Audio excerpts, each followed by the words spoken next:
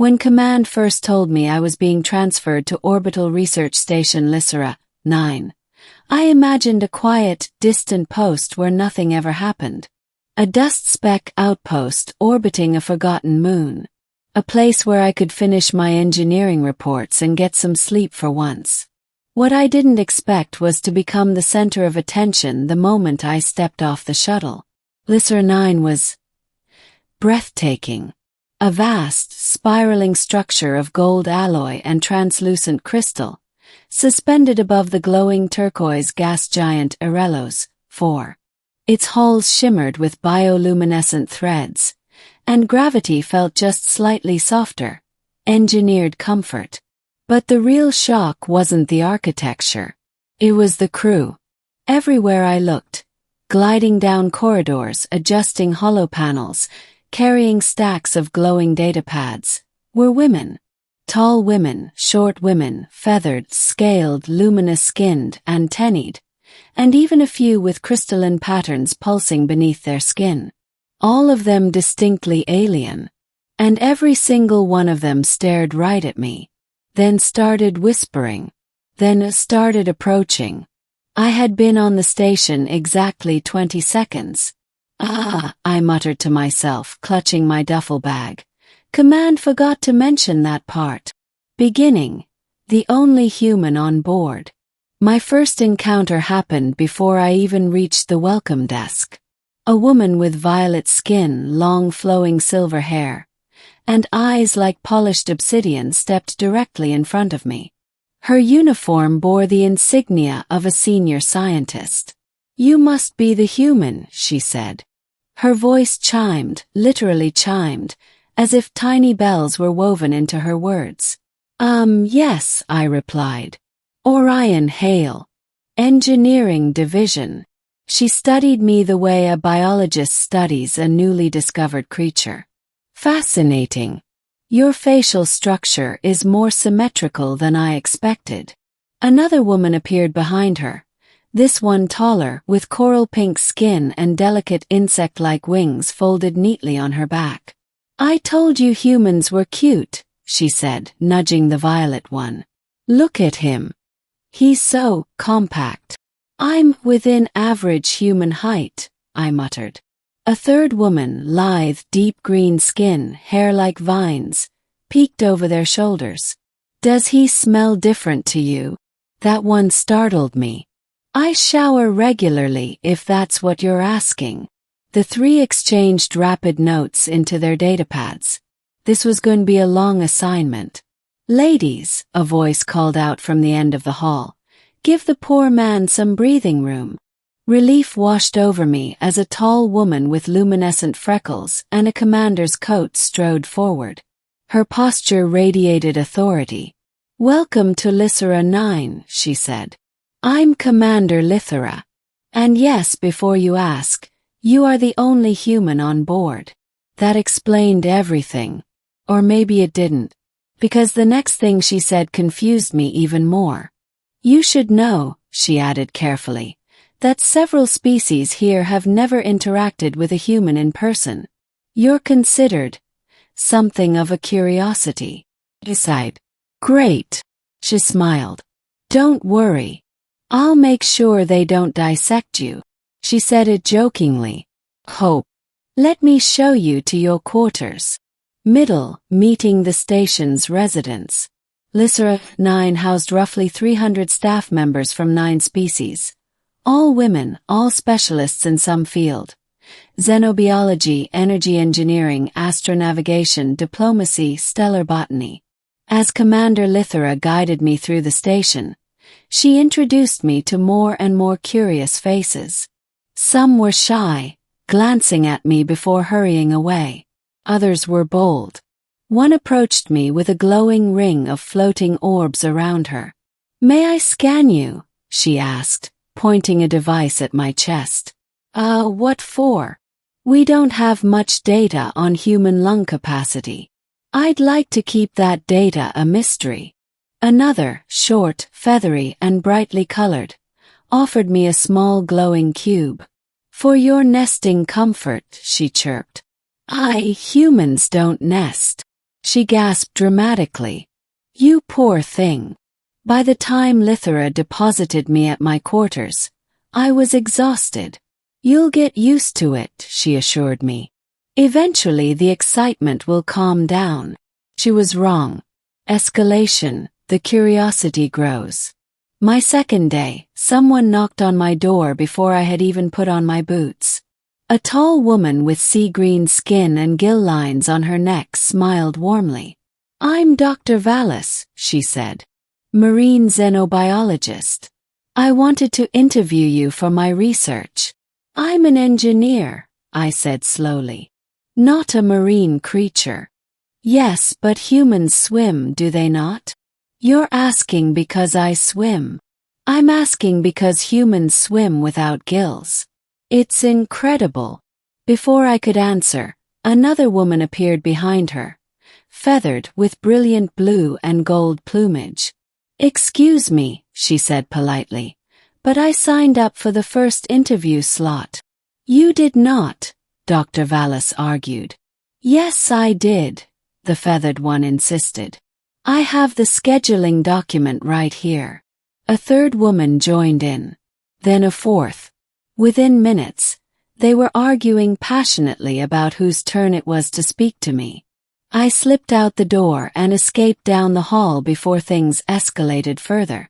By midday, I couldn't walk 10 steps without someone asking, is it true humans have only 2 hearts? Can I touch your hair? Do humans dream in color? May I observe you eating? My personal favorite. How durable is your skeleton? That one nearly made me choke on my drink. True middle. The Science Council summons me. After 3 days of chaos, I finally understood the cause of the attention. I was summoned to the Council of Sciences, a shimmering domed chamber filled with towering holographic charts. 9 department heads stood waiting. Dr. Mailer, the violet-skinned scientist I'd met earlier, addressed me first. Engineer Hale, she said, we've reviewed your data. Data. I've barely been here 2 days.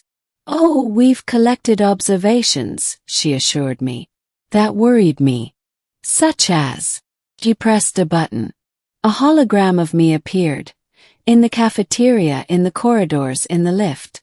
Oh no, I muttered. The scientists surrounded the display. Notice the shoulder-to-hip ratio, one murmured. Fascinating bipedal structure, another said. His reflexes are surprisingly quick, a third added. I raised a hand. Are you studying me? Of course, Dr. Mailer said. You're the only human in this sector. And humans, the green plant-haired woman added, are rare outside Earth territories. The council exchanged looks. Then Dr. Mailer clasped her hands with excitement. Engineer Hale, we would like to formally request your participation in a full cross-species research initiative. Froze. Research initiative. They nodded eagerly. It would be voluntary, Dr. Mailer said quickly. We respect your consent. That was good. But highly encouraged, she added. Was good.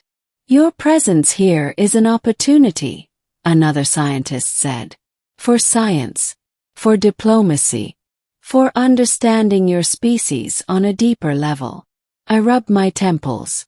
Can I think about it? Dr. Mailer brightened. Of course. Take all the time you need. Then all 9 scientists approached me at once. We'll follow up shortly, they said. At that moment, I understood I would not be getting any time. Commander Lythara steps in. A few hours later, while I was hiding in the station's greenhouse, Commander Lythara found me. You escaped the council, she said, leaning against a glowing tree. Impressive. Commander, I groaned. I'm one human. Just one. Why is everyone acting like I'm the most interesting thing in the galaxy? She chuckled softly. Because to them you are. That's insane. Not really, she replied. Some of these women have spent their entire lives studying species they've never met in person. Most intergalactic crews are mixed, but Lythara 9 is different. How so? It's a specialized station, she explained. Selective recruitment. Mostly women from academic, diplomatic, and research fields. Many have never interacted with a human male before. He stared. Wait, male. She nodded. That's part of why you're the talk of the station. No. This is going to get worse before it gets better, isn't it? I'm afraid so, she admitted with a sympathetic smile. But I have a plan. A plan. She extended a wrist display showing a rotating schedule. Guided interactions. Controlled research sessions. Time slots. Limits. My jaw dropped. You're making a schedule for everyone to talk to me? Unless you want mobs outside your quarters. Decide. Schedule it is. She placed a reassuring hand on my shoulder. Don't worry. I'll make sure you're not overwhelmed. I wasn't convinced. But at least I wasn't alone. Climax. The unexpected emergency. On my 6th day, alarms blared through the station. Containment breach in Sector 12. Repeat. Containment breach in Sector 12.